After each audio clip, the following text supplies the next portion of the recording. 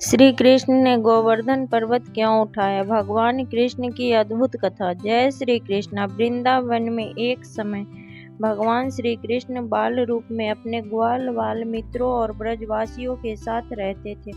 उस समय ब्रज के लोग हर वर्ष इंद्रदेव की पूजा करते थे। उनका विश्वास था कि इंद्रदेव वर्षा करते हैं और वर्षा के कारण ही खेतों में अन्न और पशुओं के लिए चारा मिलता है। एक दिन बालक कृष्ण ने नंद बाबा से पूछा, पिताजी, हम इंद्रदेव की पूजा क्यों करते हैं? नंद बाबा ने उन्हें कारण बताया। तब श्री कृष्ण ने कहा, हमारा जीवन तो गोवर्धन पर्वत, जंगलों, गायों और प्रकृति पर निर्भर है। इसलिए हमें गोवर्धन पर्वत और अपनी गायों के प्रति कृतज्ञ होना चाहिए। ब्रजवासियों का श्री कृष्ण की बात उचित लगी।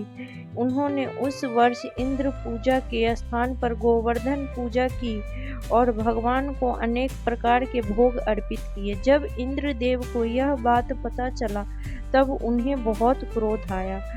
उन्होंने ब्रज में भयंकर वर्षा करवा दी। तेज हवा चलने लगी और चारों ओर पानी भरने लगा। ब्रजवासी डर कर श्री कृष्ण के पास पहुंचे और बोले, कृष्ण, अब हमारी रक्षा कौन करेगा? तब श्री कृष्ण ने अपनी छोटी उंगली पर गोवर्धन पर्वत उठा लिया। उन्होंने सभी ब्रजवासियों को कहा, डरो मत, आप सभी इसी पर्वत के नीचे आ जाओ। ब्रज के लोग अपनी गायों और परिवारों के साथ गोवर्धन पर्वत के नीचे आ गए।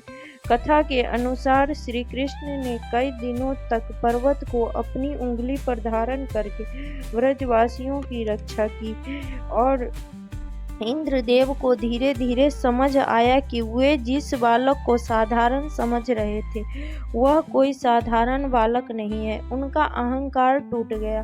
उन्होंने अपनी भूल स्वीकार कर ली और क्षमा मांगी। श्री कृष्ण ने भी उन्हें क्षमा कर दिया। श्री कृष्ण ने भी उन्हें क्षमा कर दिए।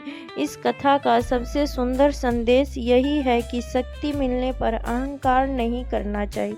इंद्रदेव के पास बहुत बड़ी शक्ति थी, लेकिन जब अहंकार आया तो उन्हें अपनी भूल का एहसास हुआ।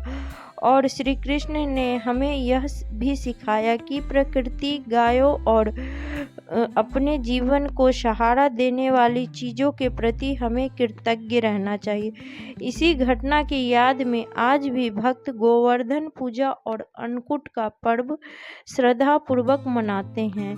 तो प्रेम से बोलिए, गोवर्धनधारी श्री कृष्ण भगवान की जय। राधे राधे। जय श्री कृष्ण।